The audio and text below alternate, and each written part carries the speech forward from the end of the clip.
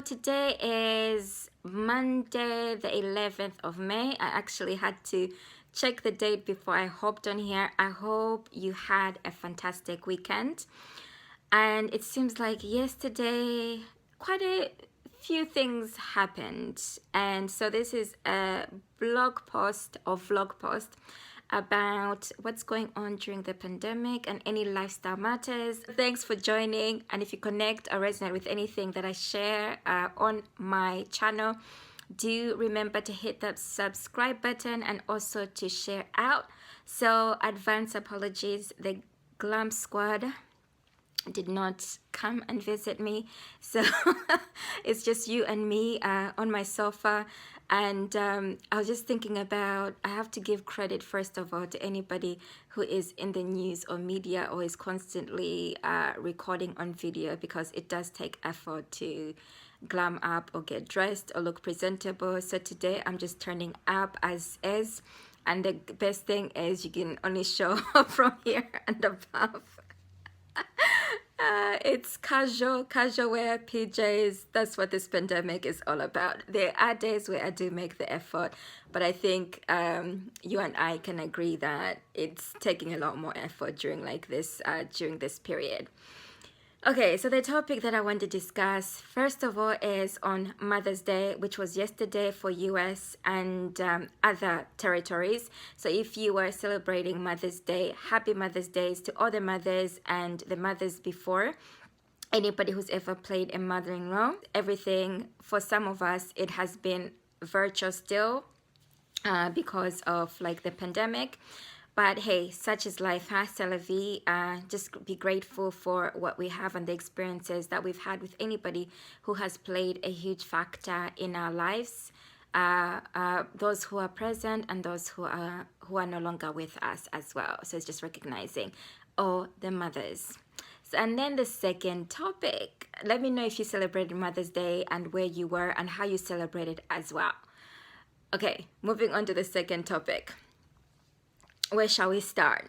Okay, this was, and probably if you're in the UK, you would know by now, we had our policies changed overnight yesterday from stay at home to stay alert, and this message was presented by the PM. So as it stands today, that was Sunday, yesterday, today is Monday. I have to remain alert on the days because every day is starting to look the same. People were informed that they could go to work. And it was a little bit vague, more than vague, because stay at home is very clear, and stay alert is a definition that anybody can decipher and also align to their own values and beliefs as well.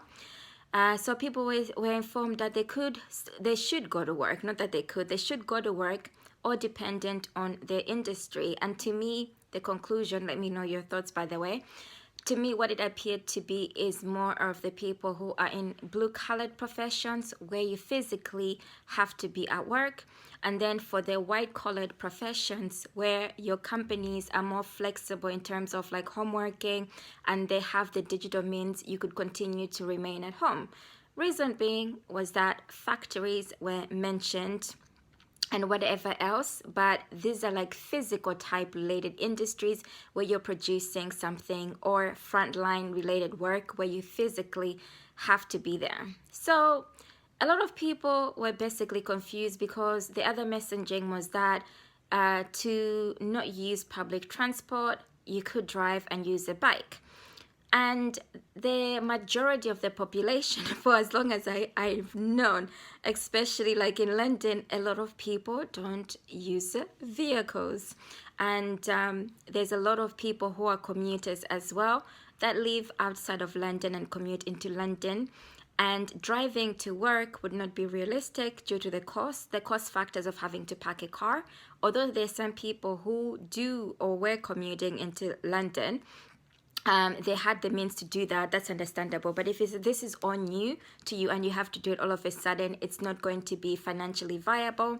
And then there's cycling to work, not realistic again, unless if you live in close proximity to where you work, whether it's London or elsewhere in cities where there's more job opportunities. Now, folks who live in the countryside or the seaside, it's going to be unrealistic, especially if the job location is somewhere like a city where they work and it's an hour or 2 hours away.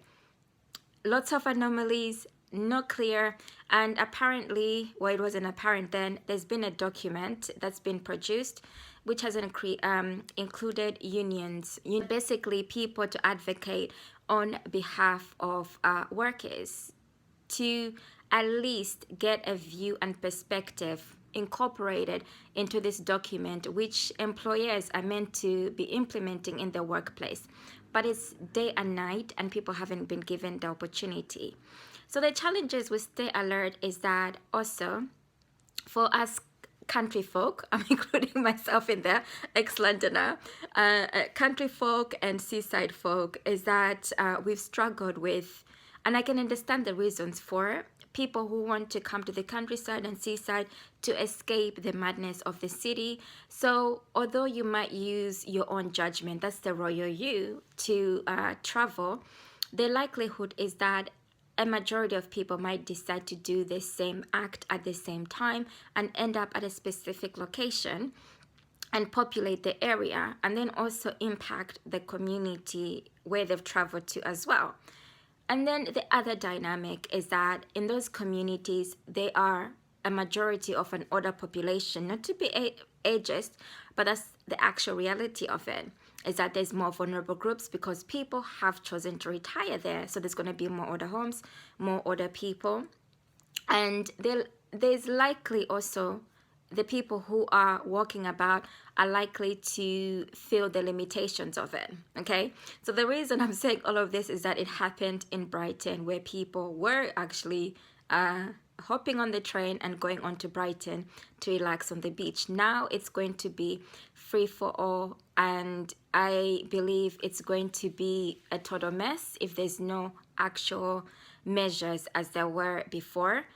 It would have made more sense, and hopefully you can agree with me, where we heard some of this of what I'm talking about may not be applicable to people who might be watching from like all over the world, but people who live in the UK, you might understand this. But UK, we're also divided. That's another topic which I'll elaborate on. So in the Isle of Wight, which is an island, there was an experiment going on. An experiment, yes, it was an experiment. It is still an experiment, where there was like they've implemented tracing apps to track people who have been affected with coronavirus symptoms. That started to make a little bit of sense, although I was wavering as to whether I'd volunteer or not. But at least that's a safeguard. That's a measure to protect people. We haven't heard so much about what's going to happen with testing of individuals, just to ensure that at least everybody has been given a fair opportunity to be tested in the public. We're still facing challenges in terms of the hospitals and health professionals being protected and being tested fully. Haven't heard updates on that or the news as to where the progress is of that, and the next progress as to where this testing is going to be open to the people out in the community, out in the public.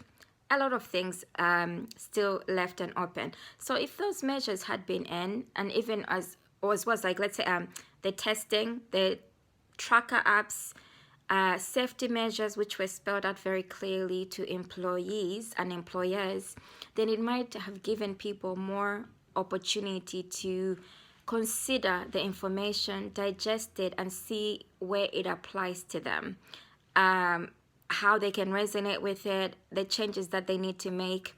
The other concern people had as well, and I can understand that, is it hasn't been also stipulated about, because we can go to the park, for instance, the beach, to relax, but be 2 meters away with somebody else from like another household, if I heard that correctly, one other person, but we must also remain with people from our own household. And so there wasn't anything mentioned about being separated from families, and whether you can also spend time with your families outside in the community as well. All confusing. So that's what happened yesterday. Today there's been like more debates about it, and then this evening there's going to be further clarification as to what this all means. But I believe that going back to no longer being a united kingdom it's created a divide, firstly, on the top level of the United Kingdom, because Scotland, Wales, I was going to say Cardiff, and Ireland have maintained and stuck to stay at home. And I agree with that, because we are at the peak still and we don't have safeguards in place which people can clearly adhere to, or it helps society as a whole. So that's at the higher level. Then going on down to the frontline workers, I also believe that people who are in the high risk jobs are most likely to be impacted. So what I mean by this is, for the people who have to now go to work, will be using public transport. So first of all, transport services, people who are attending to those services will be affected. The workers who are going into working conditions, which are, hopefully won't be strictly imposed, they appear to be flexible, but who knows, are likely to be impacted. And these are people who, yes, we do need the services, but it hasn't really been thought out very well. Yeah, so there's so many dynamics that it's creating a divide between the United Kingdom, and also in terms of where you fit in society, in terms of your work, what is it, work salary, yeah, work salary, and also your roles and responsibilities within a work environment as well. The biggest factor risk being frontline workers. People who are wealthier, also it's minimal risk in terms of their living environment and conditions. They're most likely to live in accommodations where they don't have to share close, what is it? My words, you have to forgive me. Sometimes I forget the most basic things because of my cognitive misfunctioning. But you're not sharing enclosed spaces as other people would have to if they were living like in a city where it's already packed with so many people and the properties are overly occupied. But it's also according to the means of what people can afford as well. So if you're living in accommodation or property where you're sharing with your family, or you're sharing with other people who now have to work, the risk level is also going to be much higher as well. You're having to be more considerate. There's so many things that are happening. So I think that's what I wanted to share as to what's going on.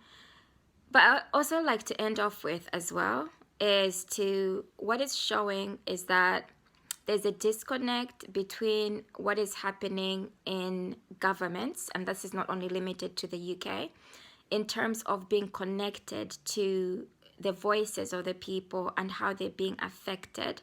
That's what it appears like to me. Let me know what you think.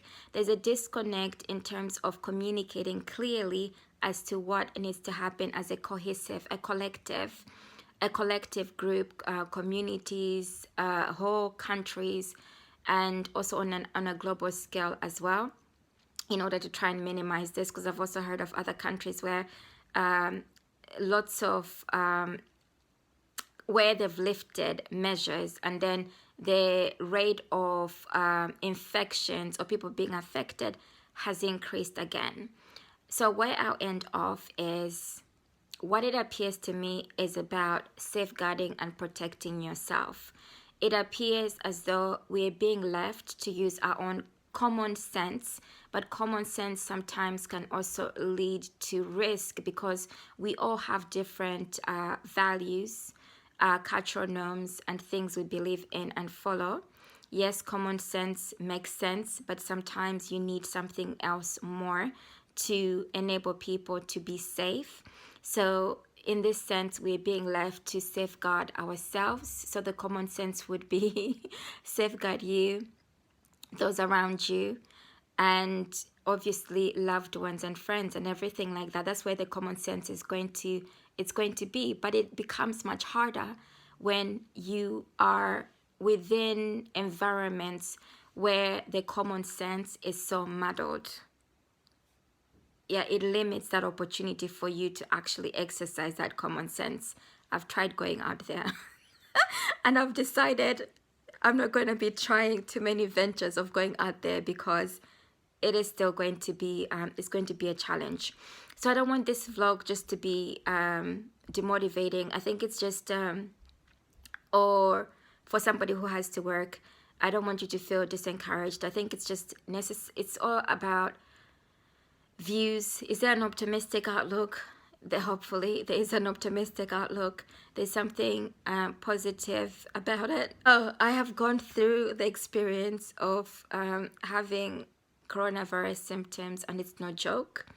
It's a battle.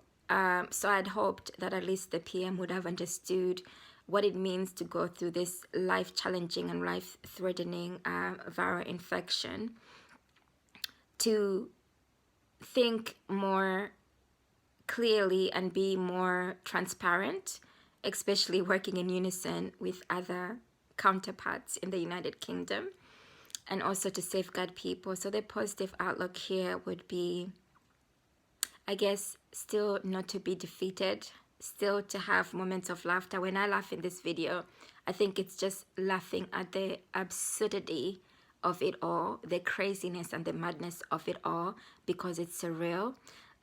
But I would still continue to have an optimistic view, an optimistic outlook, because without that, then what else is there to hold on to? So that's where the positive optimism comes to, when there's also some surreal madness going on, is that you still have to hang on to something. Whether it's something, if you're religious, there's nothing as being very religious. If you're religious, spiritual, or you just have another outlook. I'm spiritual, existentialist, and also born from like a Christian background, but I like to do good. I like to give, do kind things, and be caring, empathetic. So I think those values, as long as we continue those values and we hold on to them, this is how we also will be able to safeguard each other and ourselves as well. So I would love to say adios, ciao, for now, until demani, mañana, tomorrow. We'll see what happens this coming week. And I'll hop on here. I'll also be sharing a little bit more about social media, and yeah, mainly I'm sticking to social media now, and I'll share that during this week. So if you're following social media stuff, you can follow those on my timeline. I do add them into playlists, and I also focus on lifestyle matters because I believe that it's significant. You can only have lifestyle matters and mindset wise, constructive mindset matters. If you focus on those first, they will help you in order to have the motivation, have the spirit to be able to do the social media marketing stuff and have like a successful business online. So those come secondary. The priority at the moment becomes lifestyle. Ciao. Leave it here for now.